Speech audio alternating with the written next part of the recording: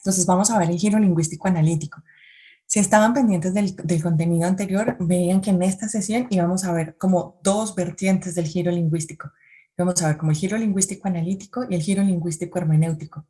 Sin embargo, para poder hablar del giro lingüístico hermenéutico, tenemos que hablar primero del giro lingüístico, o sea, tenemos que hablar de Frege y de la recepción de Frege, tanto en lo que conocemos ahora como filosofía analítica, como en lo que vamos a ver como conocida como filosofía continental, y lo vamos a ver como en vertientes de filosofía del lenguaje, lógica, y vamos a ver otro tipo de filosofía del lenguaje y hermenéutica y semiótica, ¿sí? Que son como dos aproximaciones distintas al lenguaje en dos tradiciones distintas, pero la base es Frege. Es decir,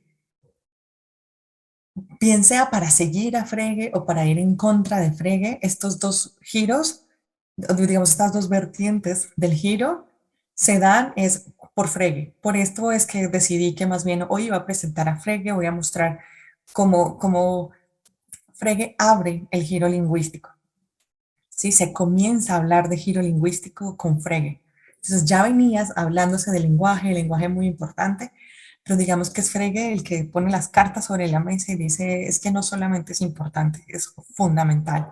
Y fundamental no solamente para la filosofía, fundamental para otras cosas. Entonces, en esta sesión, como les vengo mencionando, entonces vamos a ver a Frege y la contribución al giro lingüístico. Vamos a ver de Frege, digamos, su crítica al principio de composicionalidad. Vamos a ver qué es el principio de composicionalidad, en qué contribuye el principio de composicionalidad al significado, en qué sentido se va a entender eh, significado. Y luego vamos a ver, digamos, las principales ideas que provienen de sentido y referencia, que es un ensayo muy famoso de Frege. Digamos que en filosofía del lenguaje es tal vez el más famoso, pero no es el único famoso, ¿sí? Porque están los fundamentos de la aritmética, hay otros libros que hacen como contribuciones muy importantes, no solo a la filosofía del lenguaje, sino a la lógica y a las matemáticas, pero digamos que particularmente sentido y referencia tiene un peso de gran relevancia en filosofía. Entonces, dentro de sentido y referencia vamos a ver los enunciados de identidad, vamos a ver adscripción de actitudes proposicionales, vamos a ver qué pasa en el caso de nombres vacíos y de ficción. Recuerden que esto siempre ha estado ahí, ahí, ahí, cómo es que los pensamos, a qué refieren, qué significa un pensamiento que contiene una entidad que de hecho no existe. Sí, y luego vamos a ver fallas de sustitución y vamos a ver cómo todo esto está relacionado finalmente con el lenguaje, pero no solamente con el lenguaje, sino también con el pensamiento. Entonces, bien, prosigamos. Entonces, digamos que hay algo así como el gran lema del giro lingüístico, y es que los problemas de la filosofía, ¿sí? Y esto es muy importante cuando digo los problemas, porque no es algunos problemas o unos cuantos problemas, sino los problemas de la filosofía, como si fueran todos los problemas. Por eso es importante también tener en cuenta que históricamente hay una crisis de la metafísica, aquí hay una crisis, aunque la psicología es muy, muy importante y ha ganado un auge muy grande. Digamos que aquí hay problemas súper importantes que, digamos, excluyen, como la metafísica, por ejemplo. Entonces, los problemas de la filosofía, ¿sí? Nosotros lo podemos pensar en términos de, realmente son algunos problemas, pero lo que en ese momento se consideraban los problemas de la filosofía, pueden ser analizados y tratados a partir de un análisis del lenguaje natural en el que se expresan dichos problemas. Entonces, creían que de hecho no existía algo así como problemas metafísicos, ¿sí? Como no es que haya un problema como qué es la causalidad y que de hecho exista algo en el mundo que ontológicamente es la causalidad. No, realmente ese problema metafísico es un problema del lenguaje. O sea, ¿qué es lo que, cuáles son los enunciados en los que expresamos, por ejemplo, que expresamos y que utilizamos el término causalidad? O problemas metafísicos como la voluntad libre. ¿A qué se refiere una cuestión de la voluntad libre? ¿Cuál es el estatus ontológico de la voluntad libre? ¿Cómo podemos ser libres si de hecho existe la causalidad? Es como, eso no es un problema metafísico, realmente eso es un problema del lenguaje. Entonces tenemos que analizar cuáles son los contextos en los que estamos diciendo que alguien actuó o no libremente. Entonces, parece que los problemas de la filosofía podían ser subsumidos a un análisis del lenguaje, pues porque finalmente todos esos problemas son expresados a través del lenguaje. Entonces, el lenguaje cobra esa importancia, es decir, ya no es solamente un medio, ya no es solamente un instrumento, sino que se vuelve la base de los problemas en la filosofía. Luego vamos a ver, y esto lo vamos a desarrollar en detalle, que el giro lingüístico analítico, ¿sí? Se llamará analítico por lo siguiente. O sea, primero tiene como punto de partida que el lenguaje es la base de la investigación filosófica, ¿sí? Ya no es otra cosa, sino el lenguaje es la herramienta para analizar los problemas filosóficos, porque los problemas filosóficos están hechos del lenguaje, entonces terminan siendo problemas del lenguaje. Luego, la influencia fregeana va a ser muy fuerte en el giro lingüístico analítico, y digamos que se nombra analítico porque tiene una fuerte referencia a la lógica, a la ciencia, perdón, a las matemáticas como fuente primaria para las investigaciones filosóficas. Y luego, porque este giro lingüístico de corte analítico desconfía de las intuiciones y confía en las teorías. Ahora, aquí hay que hacer una aclaración. No se trata de que desconfíe de las intuiciones, y porque ahorita vamos a ver y voy a intentar que testear sus intuiciones y que ustedes me digan qué piensan acerca de algunos enunciados. En ese sentido, confía de las intuiciones en el sentido en el que nos está diciendo tenemos intuiciones de cosas y las intuiciones nos dicen cosas. Pero el hecho de que las intuiciones nos digan cosas o que nos señalen como ciertas tendencias que tenemos a creer ciertas cosas, esas intuiciones no son lo suficientemente fuertes, o esas intuiciones no son un fundamento para la filosofía, ¿sí? O sea, pueden servirnos como justo para testear qué es lo que piensa la gente acerca de cosas, pero lo que piensa la gente acerca de cosas no es la plataforma sobre la cual vamos a construir la filosofía, ¿sí? Entonces necesitamos hacer teoría. Entonces, digamos que estas son como a grandes rasgos como algunas características del giro lingüístico analítico. Ahora, ¿por qué importa el lenguaje? Como les decía, ya no solamente herramienta, sino fundamental, pero hay una cuestión presente, es el lenguaje importa no por el lenguaje per se, sino porque el lenguaje sí es una vía para el pensamiento, porque se sigue teniendo la convicción de que nos importa pensar correctamente, porque nos importa dar cuenta de qué pensamos, por qué pensamos, cuándo un pensamiento constituye conocimiento, cuándo no. Y pues la única manera que tenemos de acceder al pensamiento es a través del lenguaje. Entonces, sí, el lenguaje es muy importante, pero no podemos perder de vista que lo que sigue importando es el pensamiento. Y así, teniendo en consideración como estos rasgos, como estas características, aparece Frege, y vamos a hablar de la contribución de Frege. Entonces, es muy importante mencionar que Frege no solamente era un filósofo, de hecho, Frege comienza a ser filósofo con la fundamentación de la aritmética.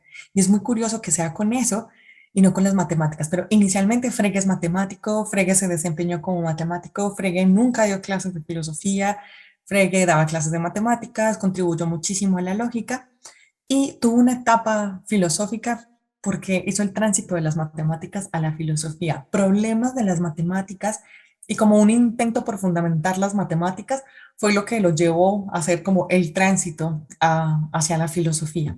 ¿Sí? Entonces hay como un gran eslogan de Frege, y es que hay un paralelismo entre el pensamiento y el lenguaje. El lenguaje es, por así decirlo, la expresión sensible del pensamiento. Entonces, Frege, matemático, lógico y filósofo, él estaba convencido de que si nos importa el pensamiento, una vía es el lenguaje. Ahora vamos a ver cómo específicamente qué tipo de pensamientos eran los que estaba interesado Frege. El objetivo central de Frege, de toda su carrera, inicialmente era proporcionar los fundamentos de la aritmética. ¿Qué significaba esto?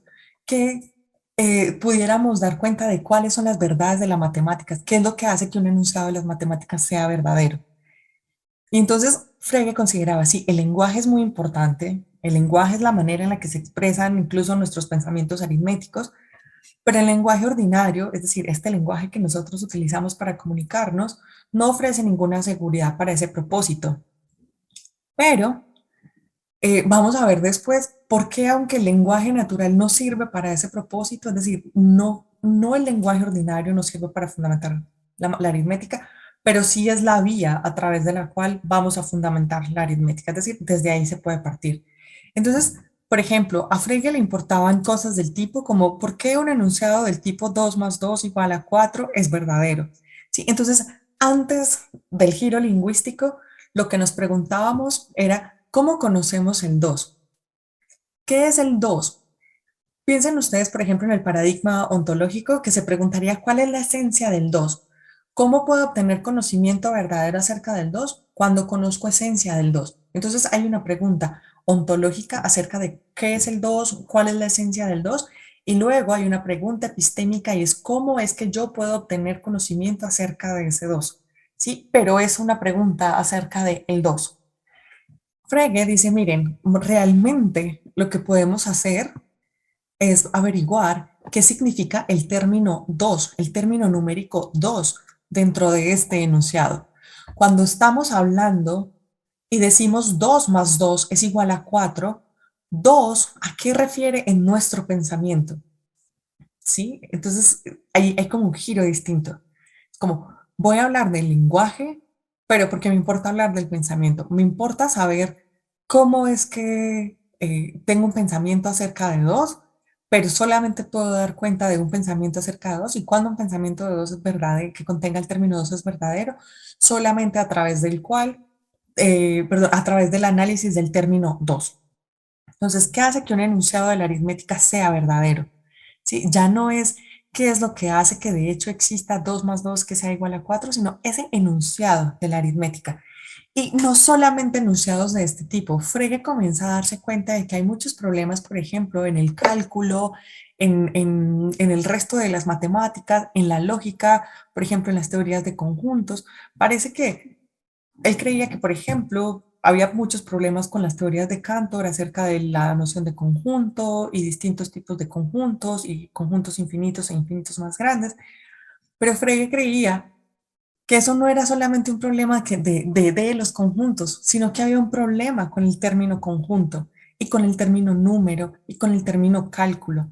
Sí, y digo así entre comillas porque entrecomillamos como los términos para saber que estamos mencionando esos términos, no que los estoy usando.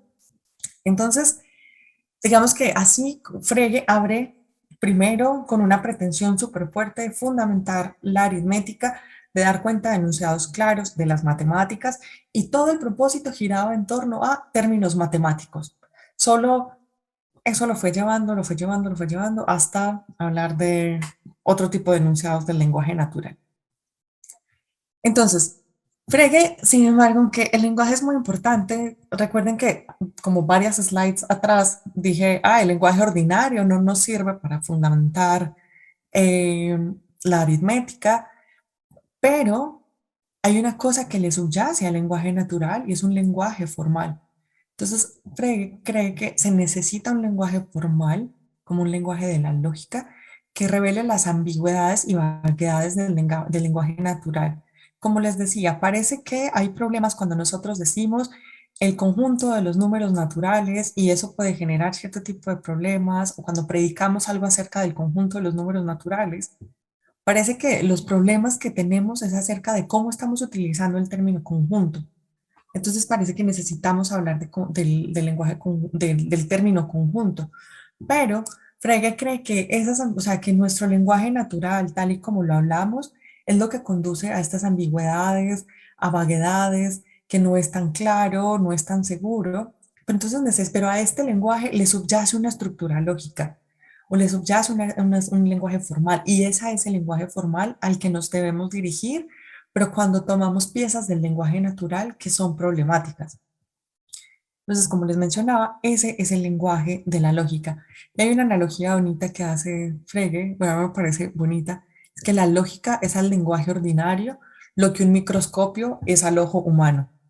Piensan ustedes que cuando nuestros ojos ven objetos completos, les atribuimos ciertas propiedades, pero a veces nuestra percepción visual completa nos engaña, a veces digamos que las condiciones no son normales, entonces tenemos condiciones lumínicas que afectan lo que de hecho estamos viendo. Entonces, cuando se afectan esas condiciones, podemos estar viendo una cosa como siendo otra, ¿sí? Y entonces algo así como Nuestros ojos son maravillosos, nos permiten ver, es lo que nos permiten navegar, digamos, visualmente por el mundo, pero si nosotros queremos saber como cuál es la verdadera naturaleza de las cosas o cuál es la verdadera forma de las cosas, nosotros deberíamos ir al microscopio. El microscopio se va a encargar como de mostrarnos que de hecho hay cosas que nuestros ojos no ven o hay cosas que nuestros ojos están viendo que de hecho no están ahí. Y entonces lo mismo pasa con el lenguaje ordinario. El lenguaje ordinario es lo que nos permite comunicarnos, nos permite expresar nuestros pensamientos, nos permite hacer distintas cosas, pero nuestro lenguaje ordinario puede equivocarse, puede tener ciertas ambigüedades, puede estar diciendo más cosas de las que de hecho pretende decir o puede estar ocultando cosas que de hecho queremos decir. Y entonces cuando hacemos un análisis lógico de ese lenguaje ordinario, lo que vamos a ver es realmente como cuál es la estructura de ese lenguaje, qué es lo que realmente estamos diciendo.